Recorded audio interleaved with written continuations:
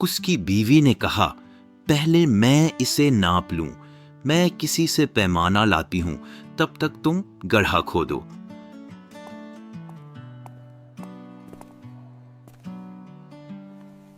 चुनांचे वो कासिम की बीवी के पास गई और पैमाना मांग लिया।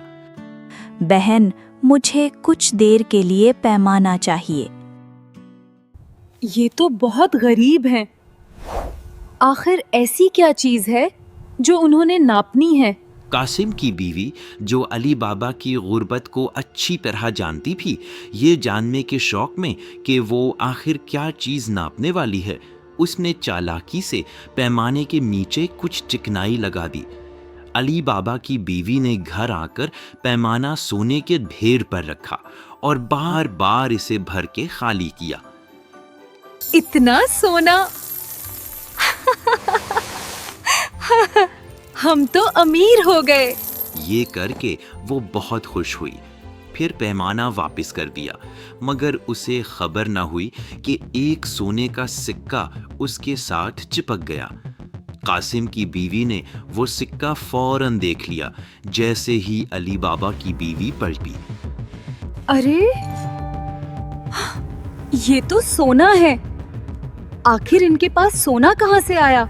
वो बड़ी तजस्सुस में पड़ गई और शाम को कासिम से कहा, कासिम, तुम्हारा भाई तुमसे ज्यादा अमीर है। वो अपना सोना गिनता नहीं बल्कि नापता है। कासिम ने इस मामला को समझने के लिए बीवी से वजाहत चाही। जो बात तुमने की है, मुझे उसकी वजाहत दो। वो तो गरीब हैं। उनके पास आखिर सोना कहाँ से आया? बीवी ने सिक्का दिखाया और बताया कि कहां से पाया है। ये देखो कासिम, ये सिक्का अली बाबा के पैमाने से चिपका मिला है। कासिम इतना हसद करने लगा कि रात भर सो न सका। सुबह सूरज निकलने से पहले वो अपने भाई के पास गया और सिक्का दिखाते हुए कहा, अली बाबा, तुम गरीब बनने का ढोंग रचाते हो और सोना नापते हो। ये सुनकर अली बाबा ने समझ लिया कि बीवी की गलती से राज खुल गया है। उसने सब बातें कासिम को बता दी और हिस्सा देने की पेशकश की। कासिम ने कहा, ये तो मैं चाहता ही था, लेकिन मुझे खजाने की जगह भी मालूम होनी चाहिए, वरना सब कुछ दूसरों को बता दूंगा। अली बाबा ने डर से ज्यादा भाईचारे की खातिर उसे गार का पता और जादुई अल्फाज खुल जा सिमसिम बता दिए। अगली सुबह कासिम 10 खच्चरों के साथ, जिन पर बड़े बड़े संदूक लदे हुए थे, गार की तरफ रवाना हुआ। वो जगह ढूंढ निकाली और जादुई अल्फाज कहे, खुल जा सिमसिम। दरवाजा खुल गया और उसके पीछे बंद हो गया। कासिम ने खजाने को देखकर आंखें ठंडी की और जल्दी जल्दी ढेरों माल जमा करने लगा। इतना सोना!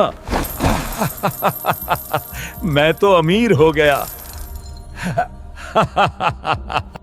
लेकिन जब जाने लगा तो दौलत के लालच में अल्फाज भूल गया। वो कहता, खुल जा जो, खुल जा गंडुम। मगर दरवाजा न खुला। इसी दौरान दोपहर को डाकू वापस आ गए। उन्होंने खच्चरों को देखा तो चौंके।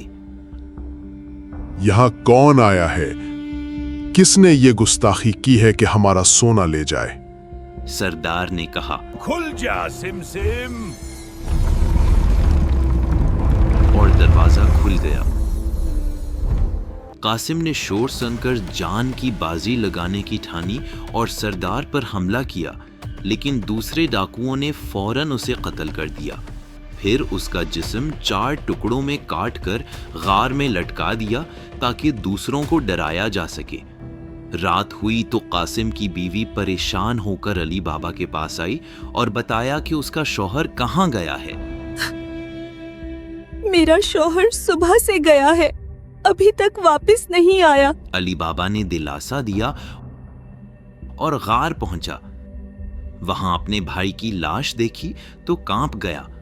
अरे कासिम, तुम्हारी लालच ने तुम्हें मारवा दिया।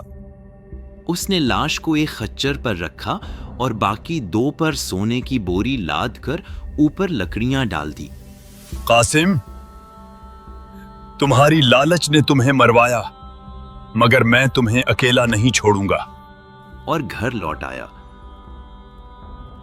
कासिम के घर पहुंचा तो दरवाजे पर मोर्जियाना गुलाम लड़की मिली। उससे कहा, ये तुम्हारे मालिक की लाश है मोर्जियाना, इसे इस तरह दफन करना जैसे वो बिस्तर पर मरा हो। कासिम की बीवी जोर जोर से रोने लगी, मगर अली बाबा ने कहा, अगर तुम राज रखो और हर बात मोर्जियाना पर छोड़ दो तो मैं तुम्हें अपने साथ रखूंगा। मोर्जियाना ने होशियारी दिखाई। वो हकीम के पास गई और कहा, मेरे आका कुछ खा नहीं सकते, बस मुझे ये दवा दे दो।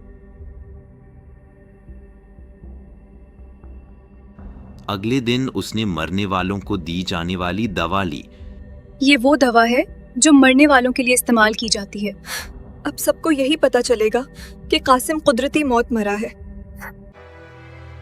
फिर सबको बताया गया कि कासिम मर गया है। मोर्जियाना एक बूढ़े मोची बाबा मुस्तफा के पास गई।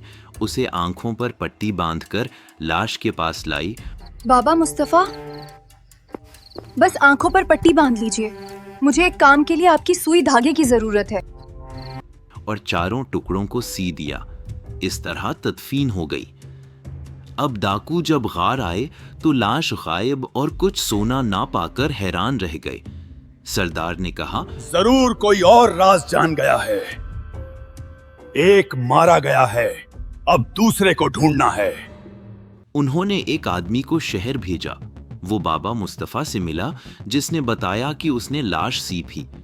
फिर डाकू ने कासिम के घर पर चाक से निशान लगा दिया, मगर मोर्जियाना ने ये देख लिया।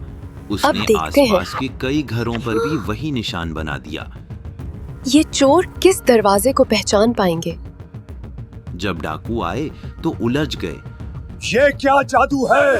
हर दरवाजे पर एक ही निशान। किसने हमें धोखा दिया? और अपने साथी को कत्ल कर दिया। इसके बाद दूसरा डाकू भेजा गया। उसने सुर्ख निशान लगाया, मगर मोर्जियाना ने फिर वही तरकीब दोहराई। वो भी मारा गया। आखिर सरदार खुद आया। उसने कोई निशान न लगाया, बल्कि घर को याद कर लिया। फिर उसने अनीस खच्चर खरीदे, 38 बड़े मटके लिए। एक मटका तेल से भरा और बाकी सब में डाकू छिप गए। सरदार ने अपने साथियों से कहा, जब मैं खिड़की से कंकरियां फेंकूं तो निकल आना।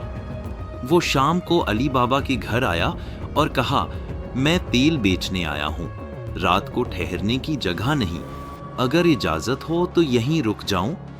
अली बाबा ने मेहमान समझकर इजाजत दे दी। मोर्जियाना तेल लेने आई तो पहले मटकी से आवाज आई, क्या वक्त हो गया? उसने जवाब दिया, अभी नहीं। वो फौरन समझ गई। फिर मोर्जियाना ने एक बड़ी देग में तेल गरम किया और हर मटके में डाल दिया।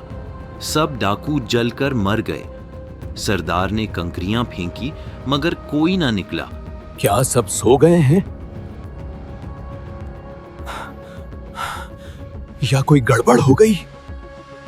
जब उसने देखा कि साथी मर गए तो दीवार फलांग कर भाग गया।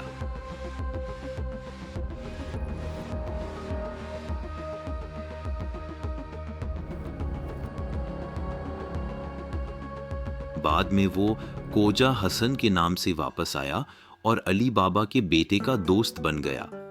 फिर एक दिन अली बाबा ने उसे खाने पर बुलाया। आइए दोस्त, आज आप हमारे मेहमान हैं। जनाब, मोर्जियाना ने पहचान लिया कि ये डाकू सरदार है। उसने नाचने वाली का लिबास पहना, खंजर कमर में बांधा और नाचने लगी। नाचते नाचते अचानक खंजर उसके दिल में घोंप दिया। ये तुम्हारे जुल्म का इंजाम है। अली बाबा और उसके बेटे घबरा गए। मगर मोर्जियाना ने कपड़े हटाकर खंजर दिखाया और कहा, ये तुम्हारा दुश्मन था, डाकू सरदार। अल्लाह, तुमने हमें बचा लिया मोर्जियाना। अली बाबा इतना शुक्रगुजार हुआ कि उसे आजाद कर दिया। मोर्जियाना, तुमने हमारी जान बचाई। आज से तुम आजाद हो। आका, ये आपका बड़ा करम है। और बेटे से उसका निकाह कर दिया।